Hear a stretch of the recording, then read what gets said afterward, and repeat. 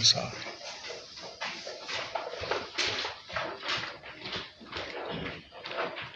Os irmãos acompanharam na Bíblia, no livro de Marcos, no capítulo 16, e também no livro de Atos, no capítulo 2, do versículo 42 até o 47, né, sobre a Igreja de Cristo. A Igreja de Cristo ela está diretamente ligada no corpo de Cristo, certo? Então, se o corpo de Cristo, Jesus, ele santificou a Igreja no seu corpo, então a Igreja também, né, cada membro que faz parte do corpo de Cristo, serão santificados por Cristo. Então, Cristo santifica a Igreja.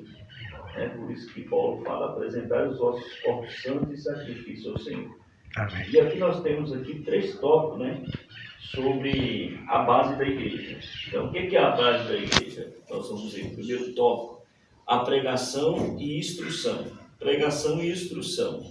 Segundo tópico, a oração, a adoração e edificação.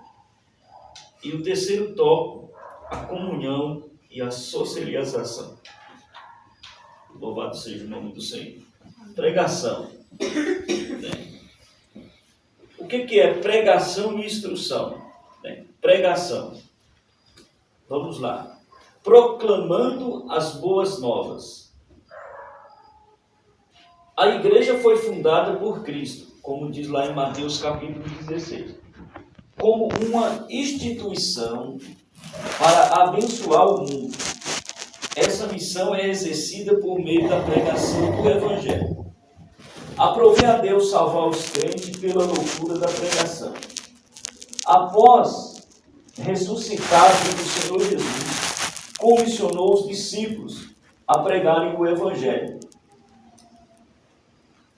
Referindo-se a essa missão, Marcos usa o verbo grego, keissó, traduzido como pregar, proclamar.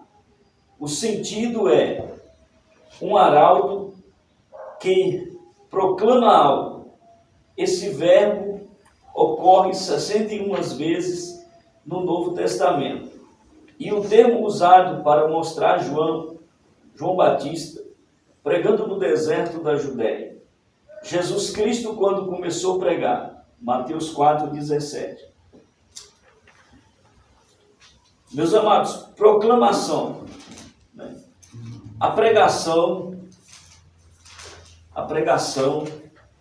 o ensinamento, a base da igreja é proclamar, ensinar. Jesus ele fala numa das suas bases: conhecereis a verdade e ela vos libertará. Proclamar, como diz nos evangelhos, Mateus, Marcos, Lucas, Jesus ele ensinou, ele separou os discípulos e ele deu aos discípulos a palavra, para que essa palavra viesse a se multiplicar nos corações. Então nós temos que proclamar o Evangelho, proclamando as boas novas, proclamando o nome de Jesus Cristo, porque Jesus Cristo comprou a igreja e o nome mais propício para ser colocado dentro da igreja é Jesus. Então Jesus ele assume o bispado, Jesus na ressurreição, o que Jesus assume? O bispado. Jesus assume a responsabilidade. Jesus ele recebe a glorificação. Jesus ele recebe as honras, que foi colocada a ele. A Bíblia não relata muito sobre as honras que Jesus recebeu do reino de Deus. Ela fala muito pouco, em relação ao que foi que Cristo recebeu sobre as honras da igreja. Então aqui no corpo de Cristo nós enxergamos a igreja glorificada, nós enxergamos a igreja santificada, nós enxergamos a igreja preparada para cumprimento do reino de Deus. Então a igreja ela é preparada na onde? A igreja ela é preparada no corpo de Cristo, nos ensinamentos de Cristo. Então não há outro caminho do Evangelho para se proclamar a não ser Cristo. Se você vê um evangelismo que não fala de Cristo, esse evangelismo ele não tem fundamento. Se você vê um evangelismo que ele fala das grandezas de Deus na terra, esse evangelismo não tem fundamento. Jesus ele não chamou a igreja para falar de Davi, Jesus não chamou a igreja para dar honra ao homem, Jesus chamou a igreja para santificar para a sua glória. Então a igreja, nós seres humanos que somos membros do corpo de Cristo, nós temos que entender que nós temos que proclamar as boas novas. Então, se eu tenho que proclamar as boas novas, por que eu tenho que voltar no passado? Eu tenho que proclamar as boas novas. O que as boas novas fazem? Antigamente a palavra, ela não poderia ser pregada aos gentios, certo? Aos gentios não poderiam receber a palavra não poderia chegar aos gentios, então ela tinha uma dificuldade. Nós somos gentios, não é isso? Nós não somos israelitas, tá certo, pastor? Como que é essa colocação do israelita, da palavra, um exemplo, eu não tinha direito de entrar no templo, né? Você não gosta muito de falar a palavra templo, mas eu quero fazer uma colocação, porque a palavra existe. Templo. Sim. A palavra templo, ela existe. Sim. A igreja de Cristo, ela nunca teve vez no templo. Jesus entrou no templo uma vez para quebrar e virar as mesas. Jesus ministrava no templo quando era criança. Quando pegou entendimento e mais uma certa idade, ele foi expulso do templo. O ministério de Jesus durou 3 anos. O ministério de Jesus ele foi rejeitado, o corpo de Jesus ele foi rejeitado. E em Mateus 28:19, Jesus disse: todo o poder foi me dado no céu e na terra. Portanto, ide, fazei discípulo em meu nome, batizando em nome do Pai, do Filho e do Espírito Santo. Então aqui nós vamos falar do corpo de Cristo, da pregação. A pregação ela tem que ter o sentido certo. Eu posso pregar sobre Abraão? Pode, você tem, mas aí você vai pregar sobre Abraão. Eu posso pregar sobre Isaac? Pode, mas aí você vai pregar sobre Isaac. Agora eu posso usar o Torá, a toda a antiga aliança, entendeu? E apontar ela para Cristo? Pode, porque dentro das tendas, tudo ali apontava para Cristo, né? Até a Arca da Aliança. Por que a Arca da Aliança saiu? E a presença de Deus saiu porque entrou Jesus na sexta dispensação, certo? Então é essa a colocação. A vida dele era como sombra. Essa é a lei de raciocínio. Tudo que passou lá atrás era como sombra daquilo que iria acontecer com ele. E um exemplo, os gentios, nós recebemos a palavra pelo corpo de Cristo. Os gentios eles não tinham direito, né? Então os israelitas rejeitaram. O próprio Estevão, naquele longo discurso dele, ele fala que ele fala sobre o cristianismo, né? Que eles mataram Cristo, crucificaram Cristo, né? E não aceitaram. Então o evangelho de Cristo, eu quero deixar aqui, é nessa lei de raciocínio, tá? É nessa lei de raciocínio. Que o evangelho de Cristo, entendeu? Ele foi rejeitado pelos homens, certo? Então nós temos que tomar muito cuidado quando nós pegamos a doutrina de Gamaliel, quando nós pegamos a doutrina de pessoas que apontavam para Cristo, mas no meio desse percurso fica só nele, como se ali fosse a verdade, e aquela verdade não chega a Cristo, então não chega no corpo de Cristo. Então o corpo de Cristo ele é completo, então nós temos que se achegar ao corpo de Cristo, é o que diz aqui a lição, a proclamação das boas novas, né? A igreja ela foi fundada por Cristo como uma instituição para abençoar o mundo, e essa missão é exercida por meio da pregação do Evangelho. Aprove Deus salvar os crentes pela loucura da pregação. Após ressuscitado, o Senhor Jesus comissionou os discípulos a pregarem o Evangelho, certo? Então Jesus ele pega a base ali e coloca nos discípulos. Por isso que existe essa, mais na frente você vai aprender sobre permanecermos na doutrina dos apóstolos, né?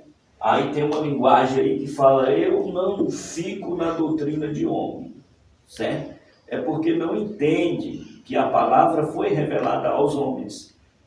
Agora só que existe um grau de interpretação, como que nós vamos fazer a colocação do Evangelho, porque tem muita gente sofrendo aí fora. Se você dá a parte do Senhor Jesus, para lá, porque Jesus não fez nada, quem fez foi Deus. Foi Deus que criou, foi Deus que fez, foi Deus, né? Sabe? Então não entende o conceito. eles não entendem o conceito do tempo que Deus ele colocou, pela sua exclusiva autoridade. Ele fala assim, ó, não vos compete saber tempo e épocas que o Pai estabeleceu pela sua exclusiva autoridade, mas recebereis poder ao descer sobre vós o Espírito Santo. Da onde está falando? Da sexta dispensação. E quando vem sexta dispensação, o que é? É o penúltimo tempo. Sexta dispensação é o penúltimo tempo. O último tempo é o sétimo. Qual é o sétimo? É o milênio. O milênio só vai ocorrer depois do arrebatamento da igreja. E qual que é a fase da igreja hoje no corpo de Cristo? Santificar no corpo de Cristo. Então nós temos que santificar a nossa vida no corpo de Cristo. Então o sangue de Jesus, que está escrito lá no Apocalipse, e o sangue de Jesus, né, não, e eles os venceram pelo sangue do Cordeiro, pelo poder da palavra e do testemunho de Jesus Cristo. Então o Apocalipse mostra para nós que o sangue de Cristo, ele é completo. Então, proclamar as boas novas, ela é muito importante nós proclamar, certo? A pregação, ela é muito importante no meio, porque a pregação, qual que é o, vocês já pararam para pensar, qual que é o efeito da pregação? O efeito da pregação não é para cair poder. Jesus batiza a igreja com o Espírito Santo, renova, nós sentimos a graça na pregação, mas qual que é o intuito da pregação para nós?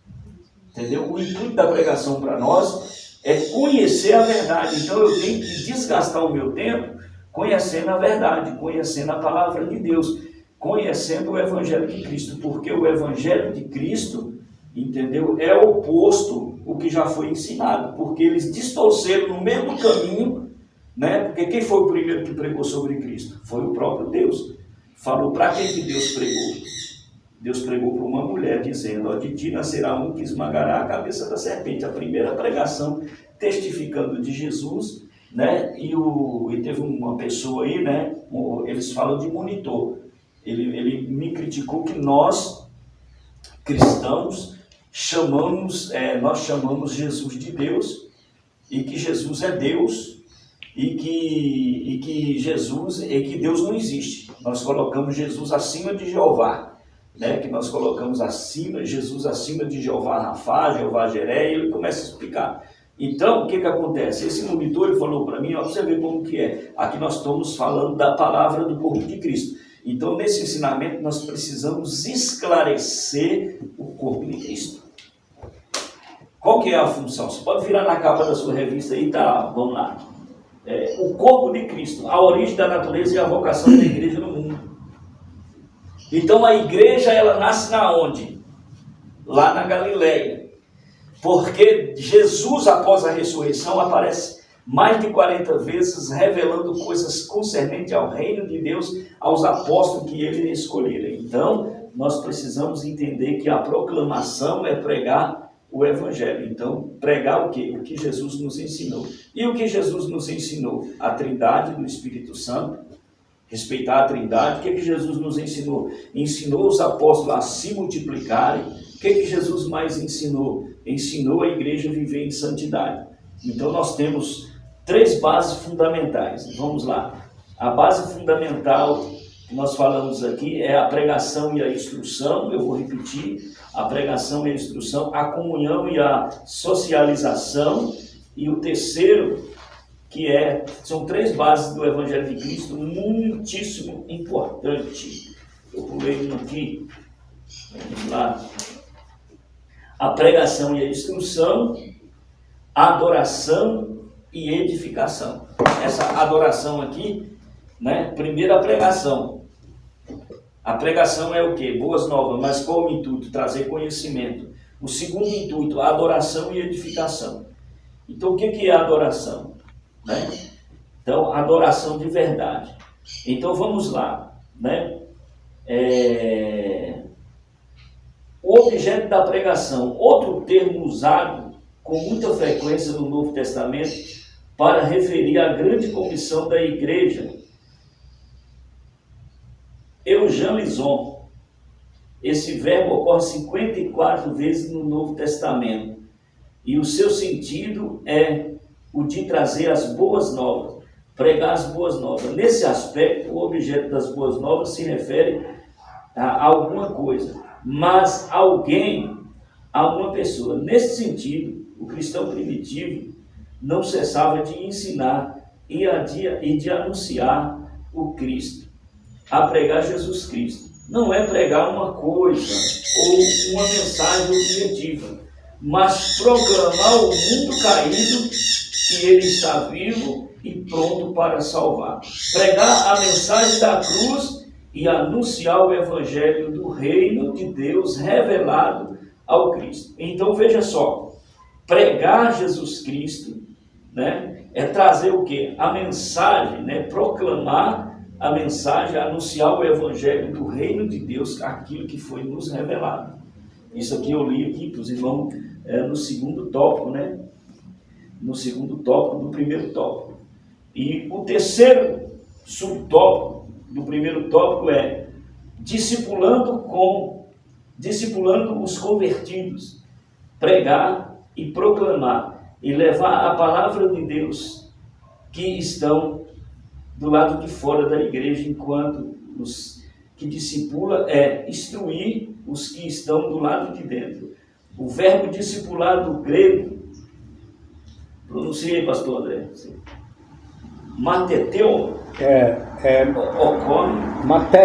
mateteu, ocorre somente 4 vezes no Novo Testamento, enquanto o substantivo discípulo, né, ocorre 261 vezes. O sentido é de alguém instruído ou treinado em alguma coisa.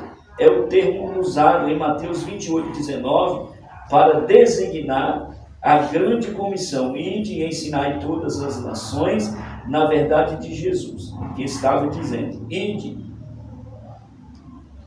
e discipulai. A igreja não é formada apenas por crentes. A igreja é formada por discípulos.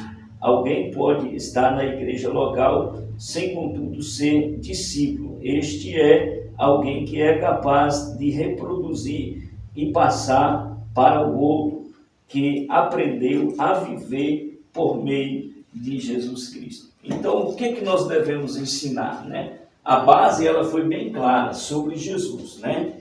Jesus Cristo, ele cura, Jesus Cristo, ele salva, Jesus Cristo, ele perdoa, e Jesus, ele veio buscar as ovelhas perdidas da casa de Israel. Então, Jesus é a base fundamental que nós temos aqui, né? Sobre o Evangelho de Jesus. Os discípulos receberam essa mensagem, só que essa mensagem ela foi cortada, essa mensagem existe uma barreira, né? Existe uma barreira tanto espiritual como literal, entendeu? Para que a verdade não chegue até você, certo? É notório, né? O diabo disse para Jesus lá em Mateus capítulo 4, no pináculo do templo, disse assim, olha, Deus, ele não deu o mundo para Satanás, e automaticamente deu.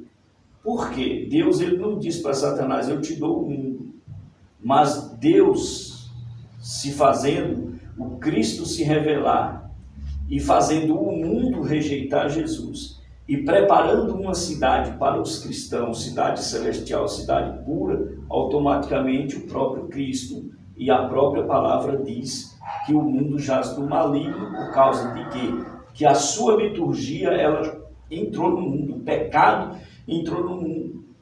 Então a sua liturgia entrou no mundo. Então o que Deus quis? Deus, ele poderia purificar a terra, só que Deus não purifica a terra, Deus, ele purifica o nosso corpo, a nossa alma. A nossa alma é purificada. Por que existem cristãos que adoecem? Porque o corpo, ele é purificado no meio do espírito, porém algumas pessoas têm enfermidade, porque a alma é que purifica, o corpo vai descer para a terra e o espírito sobe para Deus. Então existe essa diferença de pecado, né? Muitas pessoas não entendem isso. Então tudo isso está ligado ao quê? Que Cristo, ele faz um plano de salvação para nós, né? Nós entramos dentro desse plano de salvação, e esse plano de salvação, ele tem uma verdade, né? E então nós temos que observar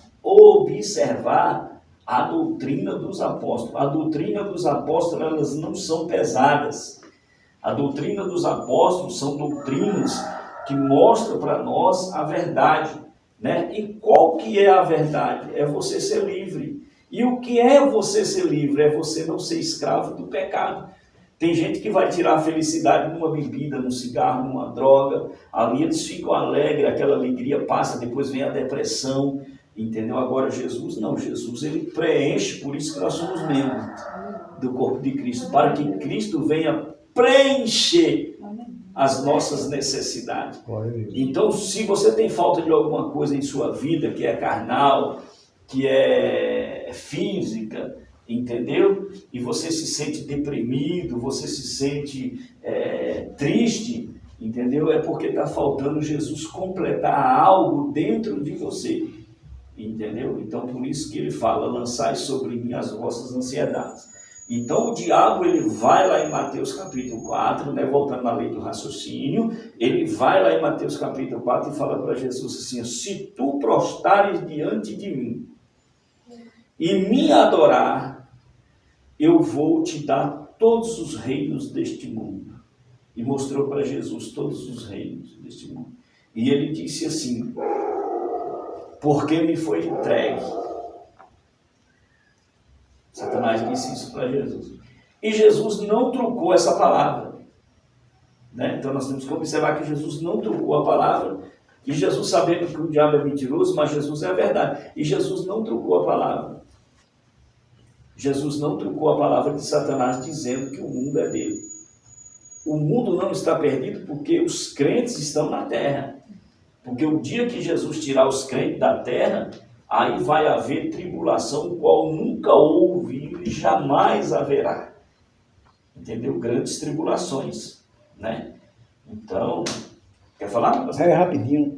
Essa questão aí do mundo, dele ter dito assim, a mim foi dado, verdadeiramente por que Jesus não combateu essa expressão? Porque não está incorreto, está correto. Quando o homem, ele foi dado ao homem reinar sobre sobre os seres vivos, né? A Escritura deixa bem claro no livro de Gênesis que o Pai deu ordenância para o homem. Então ele deu ao homem toda a autoridade sobre tudo que está na terra, isso, sobre o mundo, para ele governar o mundo. E no finalzinho da tarde, Deus pessoalmente vinha e conversava com o homem, né? Então o homem, ele passou a dar nomes a tudo que era criado. Então, quando o homem passou a obedecer, o senhor sabe disso, né, pastor? A obedecer a voz, quando ele passou, tirou a obediência a Deus, que Deus já havia falado com ele, para ele obedecer aquela expressão, não comerás e tudo tal, certamente morrerá. E quando ele passou a não dar ouvido a Deus e dar ouvido a Satanás, então essa autoridade, que não era autoridade, passou a ser autoridade sobre o homem. E como o homem reinava sobre a terra, então o homem deu a Satanás, nesse passe, nessa obediência a Satanás, deu a Satanás autoridade sobre tudo. Então não foi Deus em si que deu, e foi o homem que repassou para ele. Por isso que ele disse, a mim foi me dado, quando passou a autoridade, sabe? É a mesma coisa, eu estou aqui, eu só converso algo para mim, de repente chega um outro e diz assim, não é dessa forma, é dessa forma, eu tirei a sua autoridade, deixei de obedecer sua autoridade para obedecer a esse aqui. Então eu passei a ouvir esse aí. Como eu era o regente de toda a terra, acabei, entendeu, passando para outro. A palavra diz assim, conceito que o próprio Jesus não trocou, né? Sim. Eu estou querendo dizer na lei de raciocínio assim. Sim. Deus ele não pegou e falou, toma Satanás, é seu. Claro que não. Deus ele não fez isso.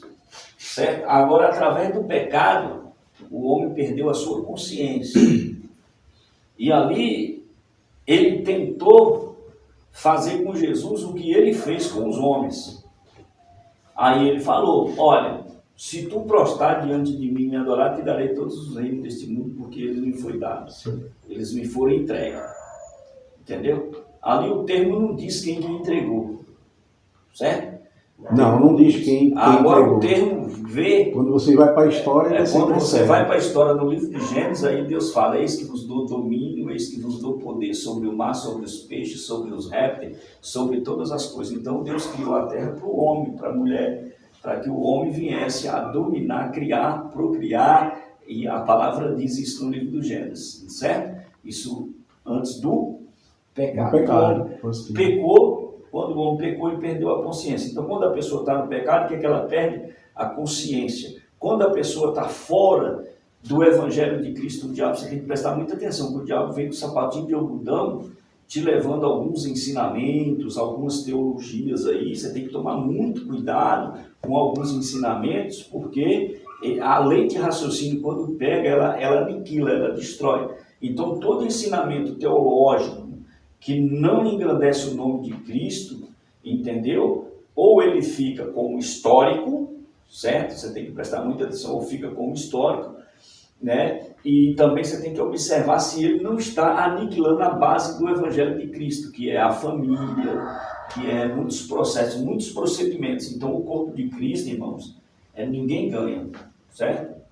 Nem Abraão, nem Isaac, nem Jacó, nem Judá, nem Pérez, nem Heron, nem esse povo, essa raiz que veio trazendo, você vê que veio até Judá, né? Na descendência do Cristo, Judá, Pérez, Heron, o nascimento do adultério com a nora, veio na linhagem do Cristo ali. Então, o diabo fez de tudo também para que a linhagem do Cristo, ela não viesse a ser proclamada. E hoje, nós somos aqui, nós estamos aqui adorando ao Senhor Jesus, proclamando a trindade de Cristo, né? Que a nossa doutrina é a trindade de Cristo, o Evangelho de Jesus Cristo. Respeito todas as áreas teológicas, respeito todos os sentidos bíblicos, entendeu? Só que Jesus, ele pegou o bispado, sim ou não? Jesus, ele pegou o bispado. Então, Jesus é a supremacia da palavra, Jesus, ele é o verbo. Jesus que vai batizar a igreja com o Espírito Santo, é Jesus que vai salvar a igreja. Amém. Então, o que o diabo quis, assim, para a gente ganhar tempo aqui, o que o diabo ele quis fazer com a igreja? Ele quis tirar o sentido da igreja. Então, vamos na base, só na base aqui. Então, o objetivo é o corpo de Cristo, proclamar que Cristo cura, que Cristo salva. Após eu fazer isso, qual é a outra introdução que o diabo bate de frente com a igreja? É na adoração. A adoração ela é muito importante. Então, a adoração e a edificação. Nós temos que ensinar, vamos ler lá. Lê aí, pastor André, o segundo tópico para nós. Segundo tópico, adoração e edificação. Uma comunidade adoradora. No contexto bíblico, a adoração significa dar glória que é devida somente a Deus e tirar a atenção de nós mesmos para contarmos unicamente no Senhor. Mateus capítulo 4, versículo 10.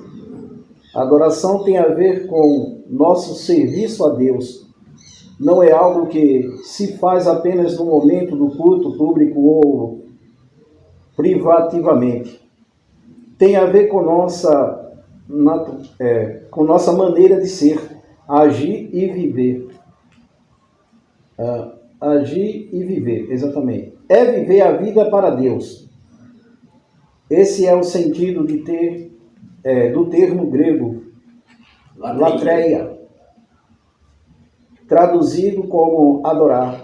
O apóstolo Paulo roga à igreja que apresente a Deus o seu corpo em sacrifício vivo, santo e agradável a Deus, que é o vosso culto racional. Romanos 12, verso 1. A palavra culto nesse texto traduz o termo grego latreia. O sentido é o de um serviço prestado a Deus de forma consciente e integral. É viver totalmente para o Senhor. Amém, só que. Então você viu aí a adoração e a edificação, né? O contexto diz da adoração significa, né, da glória que é devida somente a Deus. Veja só, Satanás, ele quando Lucas 10, 18 fala sobre a velocidade que Deus expulsou o diabo dos céus, né, que o primeiro pecado foi lá em cima, Deus não aceitou, assim expulsou a terça parte dos anjos, que ele vem, né, ele vem em alta velocidade como um raio. Ele cai em Isaías 14 e fala do desejo do coração de Lúcifer contra Deus. ele cai e a intenção de Lúcifer é tirar a adoração. Certo? Então, na queda de Lúcifer, a adoração ela foi aniquilada, não nos céus, mas na vida do homem, praticamente, a adoração ela mudou o sentido, porque não se adorava a não ser a Deus. Os louvores não eram entoados de forma diferente, colocando sentido nas coisas, certo? Então, sua adoração não pode colocar sentido nas coisas. Sua adoração ela tem que ter um sentido real, que é Jesus, né? Que é o Pai, que é o Filho, que é o Espírito Santo, que é a glória. Então, você vê que Jesus, após a ressurreição, ele revela, né, os hinos. Jesus ele canta um hino no Monte das Oliveiras, para ir à cruz, ele chama os discípulos, ele canta um hino, ele sai, e de repente Judas vem dar um beijo nele, e ali segue-se os procedimentos da crucificação. E Lúcifer ele caiu, e o intuito dele é tirar a adoração. Então existe, né, dois termos que tiram a adoração aí, né, no segundo tópico, adoração e edificação. Né? No contexto bíblico, adoração significa da glória que é devida somente a Deus e tirar a atenção de nós mesmos para centrarmos unicamente ao Senhor, certo? Então, quando você vai louvar um hino, quando você vai dobrar o joelho, você vai fazer uma oração que você louva a Deus, aquela adoração ela sobe porque ela está centrada diretamente a Deus. Aí, se você colocar nenhum objeto, adoração em um objeto, ou até mesmo na criação, ou até mesmo no nome de um profeta, no nome de essas pessoas, então a Bíblia não ensina dessa forma. A nossa adoração ela é única. Então, o louvor, a adoração no louvor, ela tem que ser centrada a quem hoje? A Santíssima Trindade, né? São três que testificam no céu, Pai, Filho e Espírito Santo. Agora, quando eu posso citar o nome de um objeto no louvor? Posso, mas desde que ele tenha o seu sentido a glorificar o nome de Jesus. Agora, porém, eu posso dar glória a uma cadeira, a uma imagem, a um sentido que, entendeu? A uma TV, que eu falo para o mundo espiritual, tá? Então, quando eu transfiro a adoração para o mundo espiritual, né, por isso que a palavra diz que só tem um mestre, só um, que é Jesus. Mas ninguém é mestre. Eles são inteligentes, são sábios, agora mestre é só Jesus. Jesus, ele é, a palavra diz. Então, voltando aqui na adoração, a adoração, ela tem que ser diretamente a Deus. Então, o que Satanás ele criou? Ele criou música mundana, porque a música alegra o coração. Então, o que ele fez? Ele colocou a oposição à adoração. Ele criou música, ele criou reinos, ele criou status, ele criou impérios, ele pegou os dons da harpa, pegou os dons de Deus, entendeu? Que Deus entregou aos homens, e os homens... E pegou os dons e entregou aos homens, e aí agora os homens pegam e transferem essa adoração para o mundo, tira o sentido de Deus. Então isso nós temos que tomar muito cuidado no sentido da adoração. Pode falar. E aqui o que me chama a atenção é que ele não está falando adoração somente aquilo que a gente louva com a nossa boca, né? É o nosso corpo inteiro. Então quando eu tiro o meu tempo de Deus para ficar, por exemplo, na frente de uma TV, eu estou adorando aquilo, eu estou tirando o que é para Deus e entregando para o inimigo. Então, não é só a boca, não é só um louvor, é o corpo inteiro dando testemunho e adorando ao Senhor. Por isso que a gente precisa vigiar, né? Porque a gente pensa que a adoração é só cantar, ir na frente ou durante o culto. Não, é uma vida inteira devota ao Senhor. E é isso que é o sacrifício vivo, né? Que é o nosso corpo entregue a Deus, né? Uma vida santa. Amém. Amém, é isso aí. Ô Dani, lê aí, Aline, o segundo tópico aí, a comunidade edificadora. A igreja é uma comunidade proclamadora, adoradora e edificadora. A palavra grega, traduzida como edificar, é usada no seu sentido literal de construir um edifício e, metaforicamente, no sentido de crescimento espiritual. No primeiro sentido, é usada por Jesus em referência à casa edificada sobre a rocha. E, no segundo sentido, em Efésios, capítulo 4, versículo 12, nessa última referência, o apóstolo Paulo diz que Deus pôs na igreja os apóstolos, os profetas, os evangelistas, os pastores e mestres para a edificação do corpo de Cristo. Este, por exemplo, é o objetivo dos dons espirituais, trazer edificação à igreja. Assim, quem fala em línguas em público, sem interpretação, edifica-se a si mesmo. Contudo, não edifica a igreja, que não entendeu o que foi dito. Dessa forma, o apóstolo Paulo exorta os crentes a buscarem, a edificar uns aos outros. Amém? Amém. Você viu que palavra forte essa última? Edificar uns aos outros. Né? Edificar. É ajudar, ensinar, proclamar, falar. Então a igreja em si, ela proclama o nome do Senhor Jesus. Então vamos lá. Edificar a igreja. Edificar a igreja, proclamar a igreja, ensinar. Um exemplo. A escola bíblica dominical, ela está fazendo o quê? Qual o objetivo da escola bíblica dominical? Edificar. Qual que é o outro sentido da escola bíblica dominical? Formar para proclamar. Você aprende, aí você proclama da forma correta, você ensina da forma correta. Entendeu? Porque tem gente que para a sua vida por causa que lê só a metade da Bíblia. Aí chega ali, ela entende só aquilo ali, ó. Deus ele é tão sábio. Deus ele é tão sábio. Deus nunca guerreou com o homem. Para que Deus ia guerrear com o homem? Deus falou, não vou guerrear com você não, vou lhe ensinar. Vou colocar você numa posição. E o que é pressa de proclamar e edificar, sabe o que é mais pressa ainda? É porque Jesus vai arrebatar a igreja. Como a Aline falou, quando Jesus for arrebatar a igreja, como que o nosso corpo deve estar? Né? Apresentados em santificação a Deus. Porque se Jesus arrebata, por isso que ele fala lá, orai e vigiai. Né?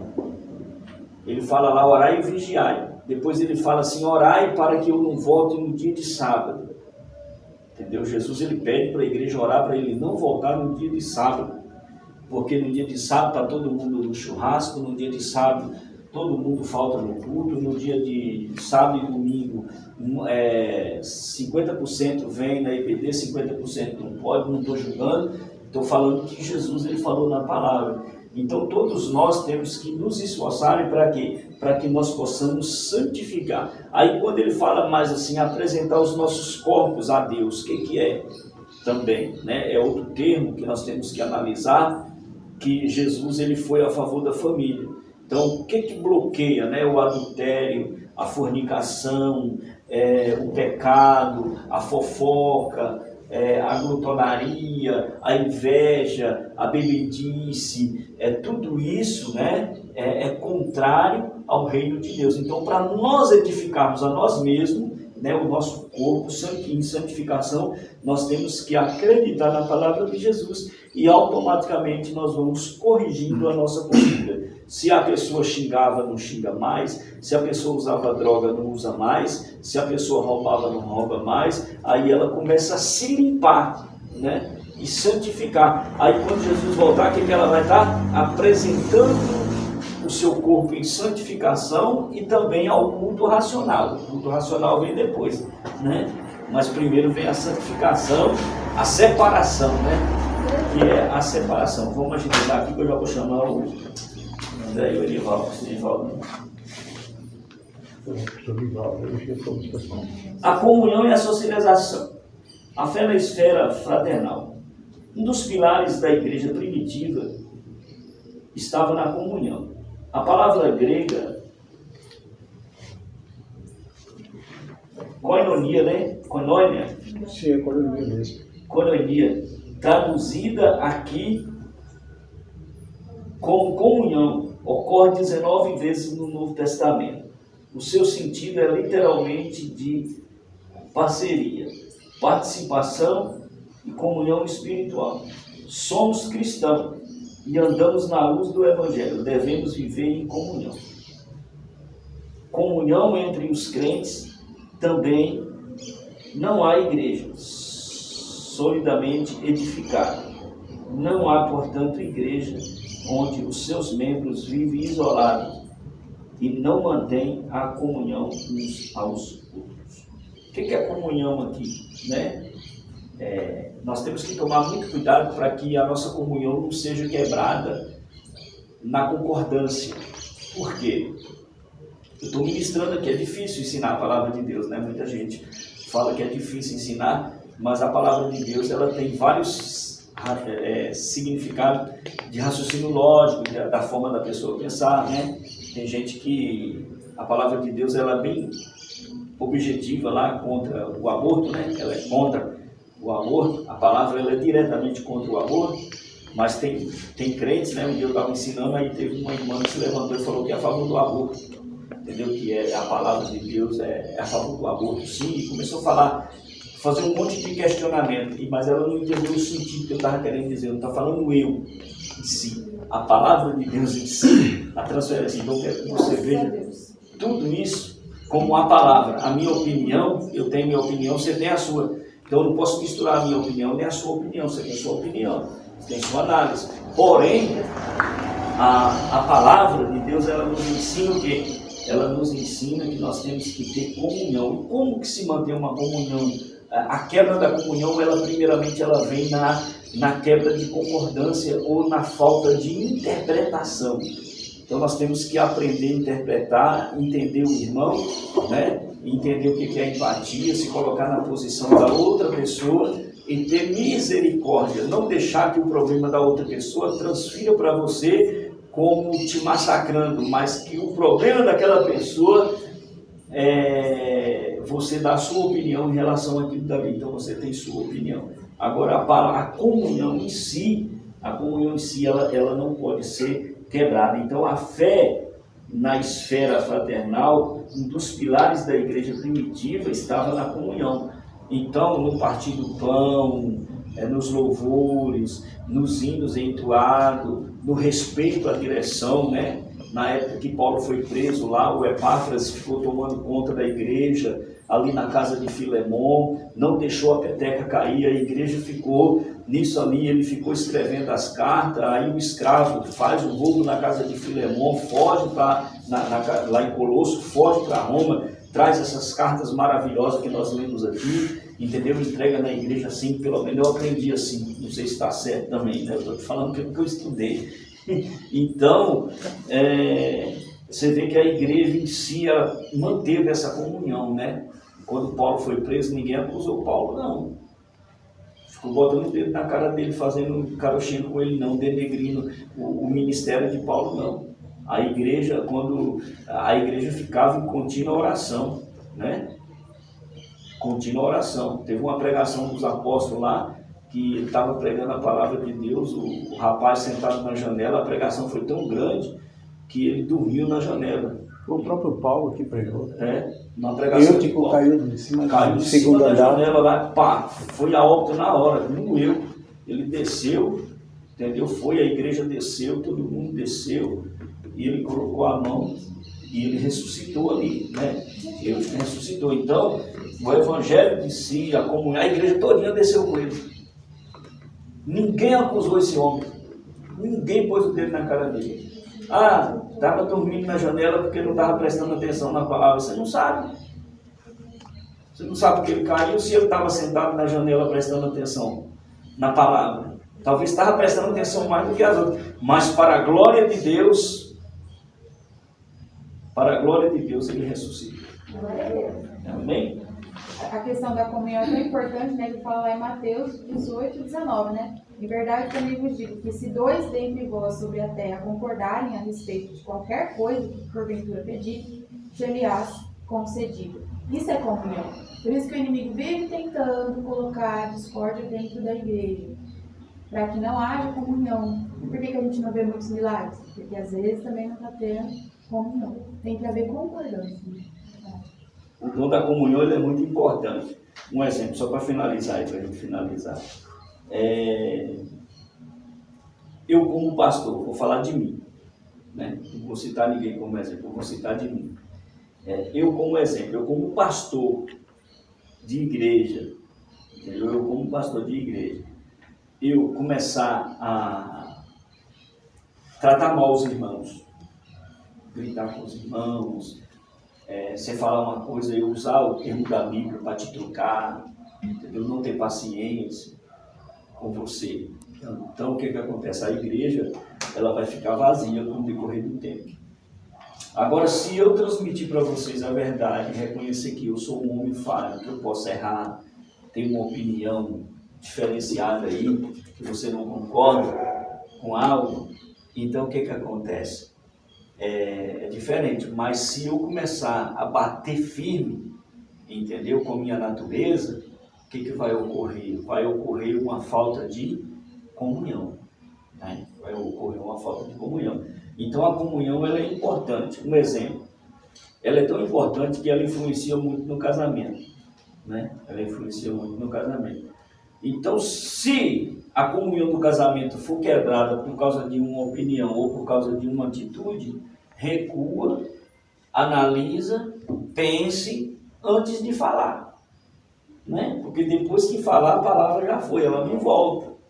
Mas temos que perdoar, né? Temos que perdoar. Amém? Amém. Então, irmão, vamos obedecer o horário. Pastor Edivaldo, faz favor. Amém. Glória a Deus. Que maravilha, né, queridos? Salve uma paz do Senhor Jesus. Amém. Que maravilha, nós aprendemos de Deus, né? E o poder da palavra é tremendo, conforme disse o próprio Jesus, né? Em João 15:3. Ele fala: vós já estáis limpos pela palavra que nos tem falado. Então a palavra de Deus é poderosa. E para nós ter todos os requisitos que foi falado aqui hoje, é crer conforme Jesus exigiu dos discípulos lá em Marcos 16:14, né, meus queridos? Vamos já estar encerrando esse maravilhoso tempo que nós tivemos nesta manhã aqui na presença de Deus. É muito bom, né? A gente tirar esse tempo para aprender do Senhor. É algo glorioso que nos enriquece, conforme, né, diz a palavra, e não nos acrescenta dores, mas sim vitória, né?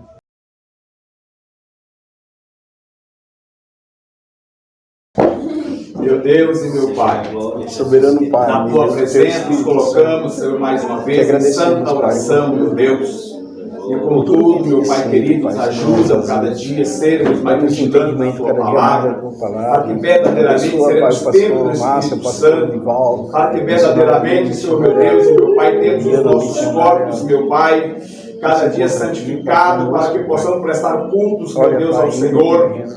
Meu Deus, racionais vivo conforme diz a Tua palavra, não somente na Tua casa, mas em todos os ambientes que nós estivermos, meu Deus, que levamos, meu Deus querido, meu Deus amado, o testemunho da Tua palavra, conforme está escrito no Novo Testamento, 261 vezes, meu Deus. Senhor Criador, esta palavra aos discípulos, meu Deus, é que na verdade a Tua palavra seja anunciada, seja pregada, seja ministrada, seja, meu Pai, até mesmo sem palavras, meu Deus, a Tua palavra sendo anunciada, meu Pai, onde quer que passamos, meu Deus, abençoa a diretoria desse ministério, meu Pai, apresenta a Tua família, Senhor, meu Deus, meu Pai, do nosso pastor, os filhos, meu Pai, com Tua esposa, e toda a Tua parentela, em nome de Jesus, a família, meu Pai, do nosso pastor Márcio, Senhor, com toda, com Tua esposa e toda a Tua parentela, enfim, meu Deus, abençoe nosso professor André com Tua casa, Tua família, nosso missionário Adriano com Tua casa, Tua família, a missionária Daniela com Tua casa, Tua família, Senhor, missionária Aline, abençoa nossa missionária Heloísa, Senhor, cada uma daquelas crianças que ali estão, no nome de Jesus. Eu te dou graça, meu Deus, pela oportunidade, meu Senhor Deus, de estar aqui nesta manhã. Abençoe toda a minha parentela, meu pai, minha mãe, minha esposa, minhas filhas, enfim, eu te glorifico, o Senhor, pela Tua infinitas misericórdias, nos guardado até aqui com saúde. Deus, repreende toda enfermidade, Senhor Jesus, que quer nos atingir, meu Pai, o nosso corpo, porque nós estamos nessa terra, meu Pai. Ó, Criador, repreende o infarto, repreende o AVC, repreende, meu Pai, ó, de qualquer tipo de enfermidade, Senhor Jesus. Em nome do Senhor Jesus Cristo, Pai, nos dá sabedoria, como, meu Pai, cada dia, meu Pai, se colocar diante do Senhor, principalmente, meu Pai, meu Deus, na nossa vizinhança, no meio da irmandade, assim, ó Pai, no nosso trabalho, em nome de Jesus Cristo, meu Pai, que a Tua presença esteja sobre nós dia após dia, no nome do Pai e do Filho. Meu Deus, abençoa o culto de Santa Ceia nesta noite, abençoa o culto do Pedra Branca em todos os tempos da Igreja Assembleia de Deus da Videira, abençoa o culto desta noite de forma poderosa, abençoa toda esta semana, em nome de Jesus Cristo, ó Deus, a Ti damos graça, em nome do Espírito Santo de Deus, o nosso eterno Salvador. E graças a Deus. Glória a Deus. Amém. Em nome de Jesus, né, queridos? Amém. Que o grande amor de Deus, assim seja, a graça de nosso Senhor e Salvador Jesus Cristo, assim e a seja, doce consolação do Espírito Santo seja com todos nós digamos amém.